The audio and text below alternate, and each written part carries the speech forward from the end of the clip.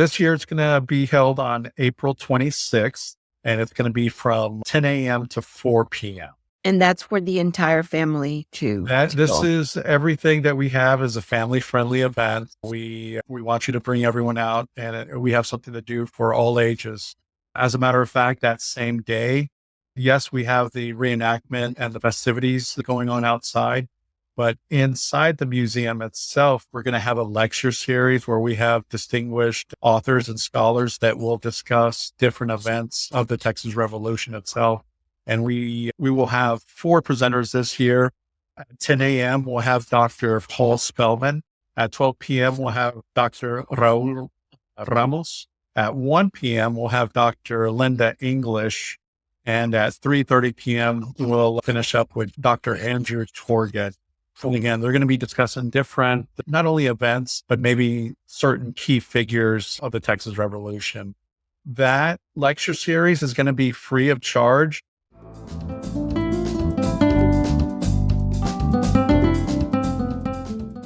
Thank you for joining us for another episode of Spotlight Houston, where we bring you the best people, places, and events in Greater Houston.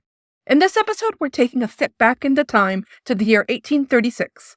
Blanca Quezada is joined by David Avila, Director of Museum Operations at the San Jacinto Museum and Battlefield Association. They talk about the 189th anniversary of the Battle of San Jacinto, the historic fight that helped Texas become a republic. David shares fascinating facts about the San Jacinto Monument. He clears up common myths about the battle and tells us what to expect at this year's family-friendly celebration on April 26th.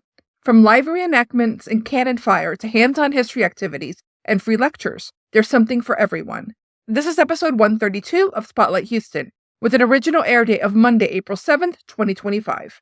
Spotlight Houston is brought to you by Story Zone Media. And now, here's your host, Blanca Quezada. Hi, and welcome to Spotlight Houston. I'm Blanca Quezada. Do you know a little bit of Texas history? I know very little, but I want to know more. And so I think that today we're going to have that opportunity, all of us together, to get to know more about Texas. And so if, you do want to learn a whole lot more, then I recommend that you visit the San Jacinto Monument and Museum, especially during the month of April, because there are a lot of interesting and fun events going on. And you will even get to see a historical reenactment. So we'll get to go back in time a little bit. But what's really interesting to me is that it's the 189th anniversary of the Battle of San Jacinto. And so I can't even get that through my mind that it's been so many years. So, like I said, I certainly want to know more about how Texas became Texas. And so I've invited David Avila. He is the Director of Museum Operations of the San Jacinto Museum and Battlefield Association. David, thank you for being here and welcome to the show. Thank you, Blanca. We appreciate the invite to be able to share not only our history, but the information for this particular celebration that we have. Yeah. Well, why don't we get started by you giving us a little bit of history on the monument and the museum itself? Okay. So the monument itself was constructed, or I should say, we started the groundbreaking during the centennial celebrations in 1936. Of course, that was 100 years after the Battle of San Jacinto on April 21st, 1836. And it took 3 years for the construction to be completed. The monument itself is 570 feet tall. And it originally was constructed to be a monument to honor those who sacrificed for the Republic of Texas for its independence. And eventually in 1938, during the construction, the San Jacinto Museum of History Association was chartered, and so that we could house our collection here in the monument itself. Yeah, it's a beautiful building. How is it that the star was put up way on top? I mean, it looks like it's pretty heavy. It is. It's 220 tons. It's Wow. 45 feet tall. And we get that question a lot. As a matter of fact, a couple of years ago, we had a special exhibit dedicated to the construction of the monument. But to answer your question, they knew they wanted that star up on top once they were getting near the end of construction. And the architects came up with a 1-inch model. They wanted it to be a 3-dimensional star so that you could see it from every angle Yeah. from the ground. So they came up with a 1-inch model, and they had that out on the construction site, actually on top of water tower that we had during the construction. We actually have an image of that star in that phase. Once they completed that and they were happy with the way it looked, they went ahead and built a full-size wooden model on the ground. Again, this is 35-foot tall star. Kind of tweaked some things and made sure, again, that everything was just right. And when it came time to building it, it was all constructed up top. And of course, that was the last thing that was done during the construction. It was an amazing feat. And again, if you look at this star, it's 9 points. So anywhere you look at 360 degree from the ground, you'll see a star, a 3-dimensional star. So the star was built out of wood first, kind of framed, and then put in the stone? That was just for the ground. That was just so that they could get the dimensions correct. Oh, okay. But you've got cement, and then you've got the limestone facing that covers the star itself. That must have been a challenge at that time. It really was. As a matter of fact, one of the things that we like to discuss, or you remember, or the construction took place during the Great Depression. So one of the stories that we like to emphasize is that out of the 150 or so permanent online workers or construction workers here, only about 35 of them had previous construction experience. And the reason for that was that one of the stipulations, since this was a federally funded project, that the construction workers had to come within a 20-mile radius of the site. What I like about the building is that it was built like with what looked like fossils to me. Yes. So you've got one of the main ones that sticks out. It's Trigonia shell, fossilized shell. The limestone itself was quarried right outside of Austin in Burnett County. And so this limestone is approximately 150 million years old. It's bedrock. So that's why you have all the fossil impressions. Yeah. Okay. Well, now let's get into the battle. Okay. I'm interested in that. So why did it happen in that particular area 189 years ago? Santa Anna was pretty much after the Texas Army, Sam Houston and the Texas Army. If you recall your history, February, March, Santa Anna and a majority of his troops were in San Antonio dealing with Travis and his men there. And so after the fall of the Alamo, after Sam Houston discovered that the Alamo had fallen, he decided to go ahead and retreat to the east so that he could kind of buy time. He was trying to gather his forces. They were a rather small force at that point in time. And so they were retreating and trying to stay a couple of steps ahead of Santa Anna and his armies. And again, at that time, they were trying to learn how to pretty much become an army, eventually defeat Santa Anna here at San Jacinto. They were buying time. Yeah. So at that time, the area was still part of Mexico. Correct. That was, you can say, Mexican Texas. Oh, okay. Correct. Okay. But so Mexico wanted to keep the land, but so Sam Houston was there to make sure that they didn't. Yeah, Santa Anna was here to get rid of the rebels. He wanted to squash this revolt that was happening. Another thing that we like to point out is that the Texians, they were trying to work with the Mexican government for years. As a matter of fact, they initially did not want to become independent from Mexico. They just wanted representation because at that point in time, they were joined with Coahuila. So it was really the state of Coahuila y Texas. So they weren't getting that representation because the capital of Coahuila y Texas was down in They wanted to get that representation that they thought, that they believed that they should have. And with the government, the seat of government being so far to the south of the state, they felt like they were being ignored. So again, they really wanted to work with the Mexican government. But when that failed, when those negotiations failed, they just decided it was best to become independent. Well, there's a lot of theories, I think, and stories about how the battle went down, that Sam Houston was drunk and that that they snuck up to the Mexican army at night. There's a lot of, I think, misconceptions about that battle, Correct. and also the other thing I've heard is that it only took 18 minutes to win. Yes, yes. The actual battle, once the Mexican camp was overtaken, took about 18 minutes, as you mentioned there. Now, the fighting did continue for several hours.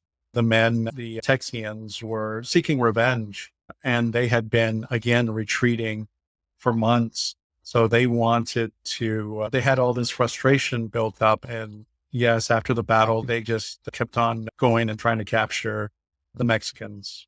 So the beginning of the battle happened at night? The beginning of the battle happened at 4:30 in the afternoon on April 20th. Oh, okay. Okay. Yeah. So you've got roughly just under a mile difference between the Texian camp and the Mexican camp. And at 3:30, they started the advance from Oh, okay. west side, where they were located near Buffalo Bayou. Took them about an hour to get across the prairies.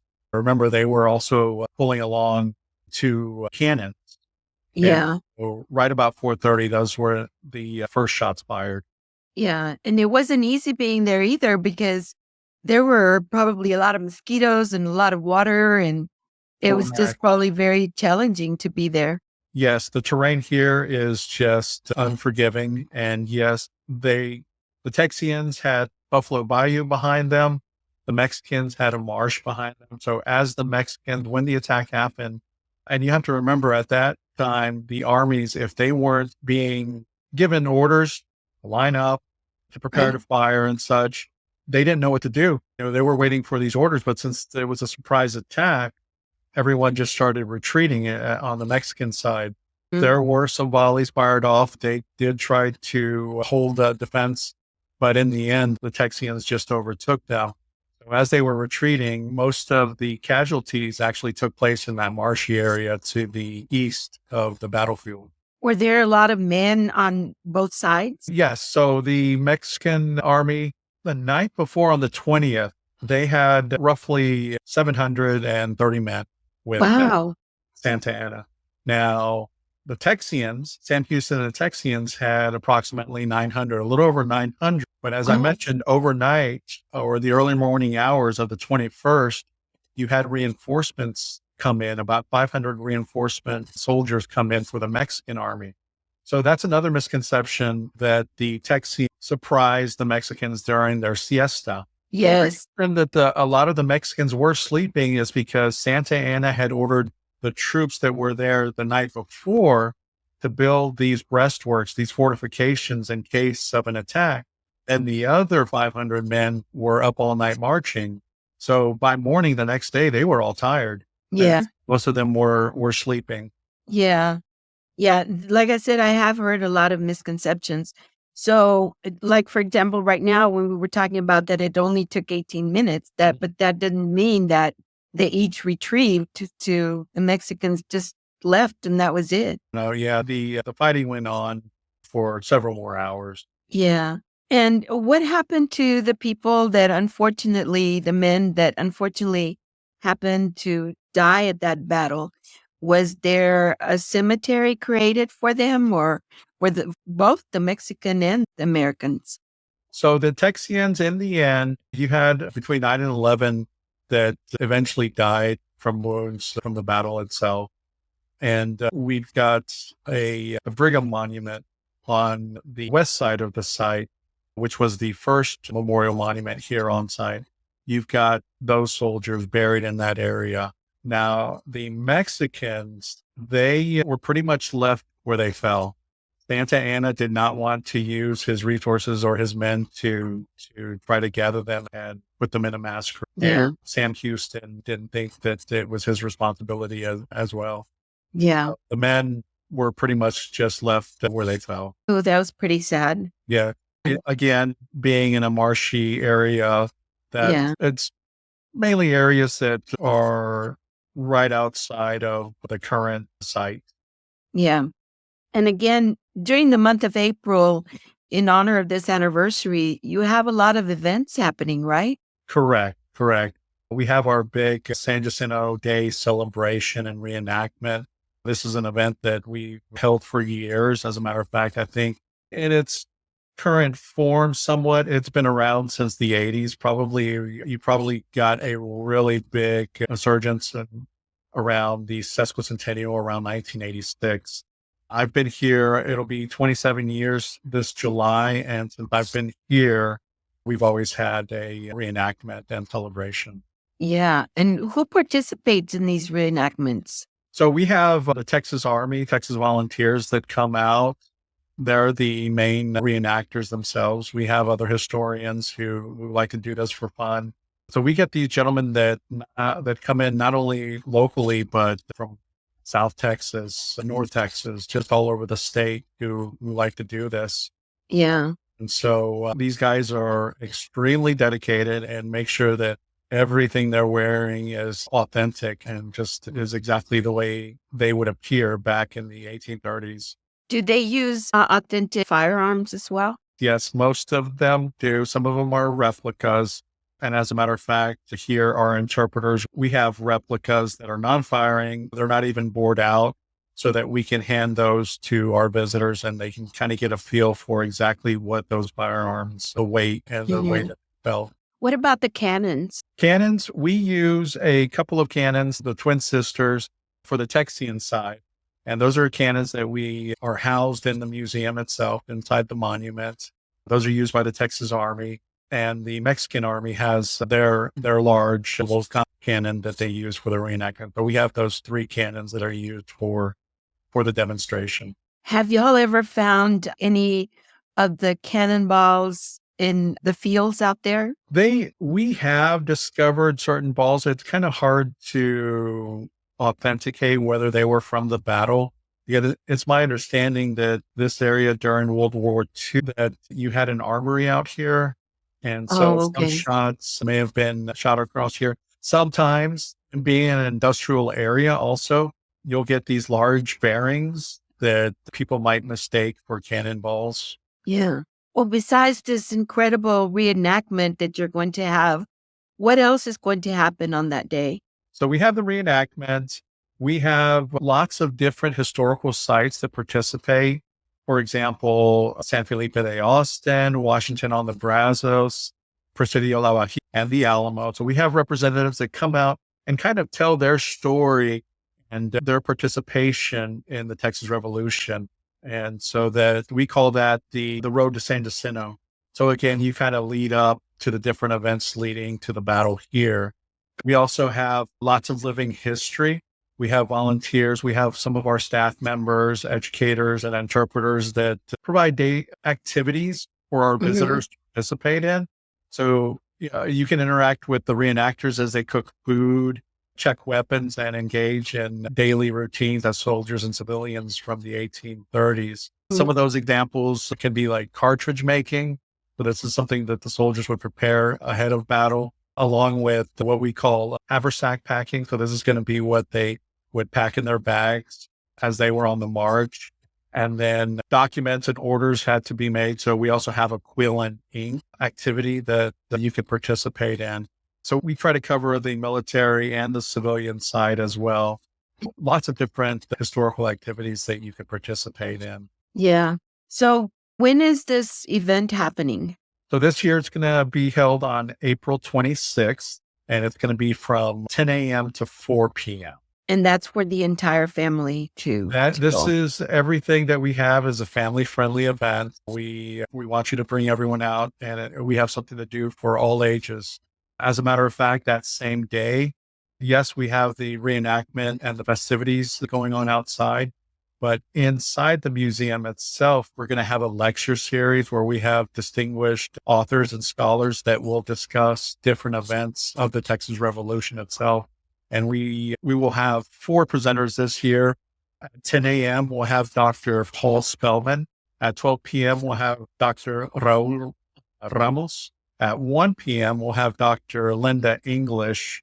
And at 3:30 p.m., we'll finish up with Dr. Andrew Torget.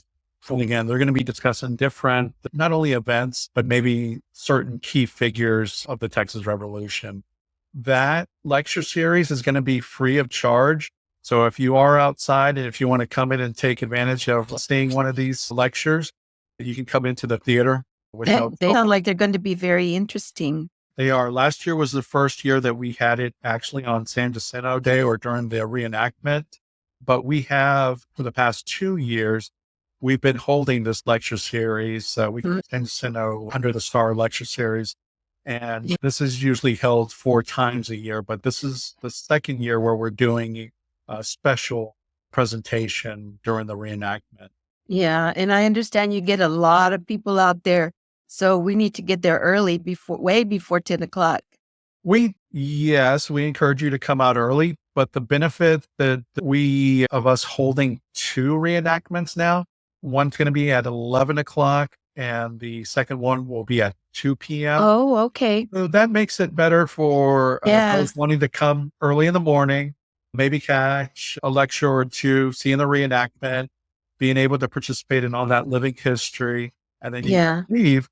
And then you can do it again, someone else wanting to come in the afternoon. The reason I say that this is a better setup is because in previous years, we would only have one reenactment, say around 3 o'clock. So everyone who didn't get here early would be waiting in line to get into the site.